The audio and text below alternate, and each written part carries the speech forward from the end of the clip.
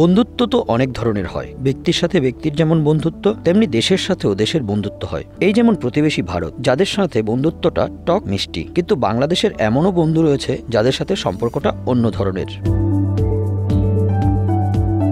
1971 সালের 10 ফেব্রুয়ারি স্বাধীনতা অর্জনের খুব অল্প সময়ের মধ্যেই একটি এশীয় পরাশক্তি স্বীকৃতি দেয় সদ্য স্বাধীন বাংলাদেশকে। দেশটির নাম জাপান। সময়ের ধারায় কেবল কূটনৈতিক সম্পর্ক নয়, গড়ে ওঠে পারস্পরিক আস্থা, সহযোগিতা আর বন্ধুত্বের এক দৃঢ় সেতুবন্ধন। 1973 সালে বাংলাদেশের জাতির পিতা বঙ্গবন্ধু শেখ মুজিবুর রহমান জাপান সফর করেন। দুই দেশের সম্পর্কের ভিত আরও মজবুত হয় এই সফরের মাধ্যমে। জাপান বিশ্বের তৃতীয় বৃহত্তম অর্থনীতির দেশ। শুধু প্রযুক্তি আর উন্নতির প্রতীকী নয়, বরং বাংলাদেশের উন্নয়ন সহযোগিতার এক নির্ভরযোগ্য নাম।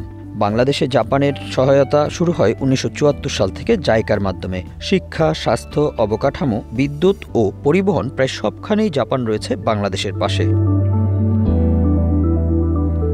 উদাহরণ হিসেবে বলা যায় ঢাকা মেট্রো রেল প্রকল্প, যার অর্থায়ন করেছে জাপান। বাংলাদেশের ইতিহাসে প্রথম আধুনিক শহরের রেল ব্যবস্থা বাস্তবায়নে জাপানের প্রযুক্তি ও আর্থিক সহায়তা যুগান্তকারী ভূমিকা রাখছে। জাপানই বাংলাদেশের সবচেয়ে বড় দ্বিপাক্ষিক উন্নয়ন সহযোগী। জাইকা প্রতিনিয়ত কাজ করছে শিক্ষা প্রতিষ্ঠান গঠন, হাসপাতাল উন্নয়ন এবং দক্ষতা উন্নয়নমূলক প্রশিক্ষণ প্রকল্পে। এমনকি করোনা মহামারীর সময়ও জাপান বাংলাদেশকে বিপুল পরিমাণ ভ্যাকসিন ও চিকিৎসা সামগ্রী সহায়তা দিয়েছিল।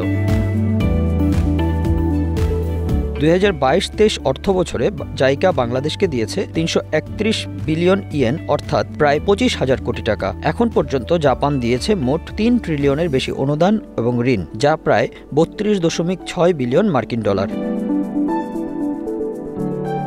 মাতারবাড়ি গভীর সমুদ্র বন্দর, কর্ণফুলী টানেল, বিমানবন্দরের তৃতীয় টার্মিনাল, সবখানেই রয়েছে জাপানের স্পষ্ট অবদান। এসব প্রকল্প বাংলাদেশের বাণিজ্য, পরিবহন ও জ্বালানি খাতে যুগান্তকারী পরিবর্তন এনেছে।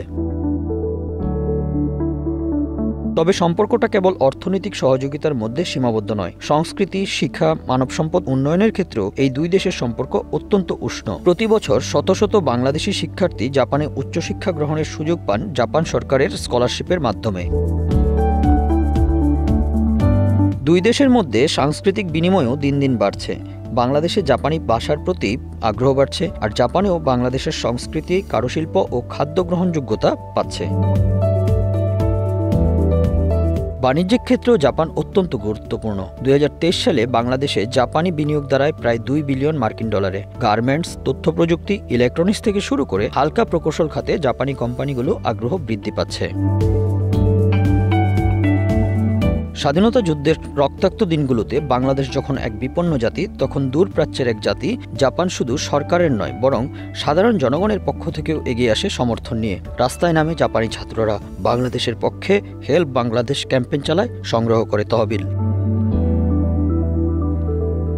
জাপান সরকার বারবার বলছে বাংলাদেশের স্থিতিশীলতা এবং অর্থনৈতিক উন্নয়ন এশিয়ার জন্য অত্যন্ত গুরুত্বপূর্ণ। এই আস্থার ভিত্তিতেই দুই দেশ স্ট্র্যাটেজিক পার্টনারশিপের দিকে এগিয়ে যাচ্ছে।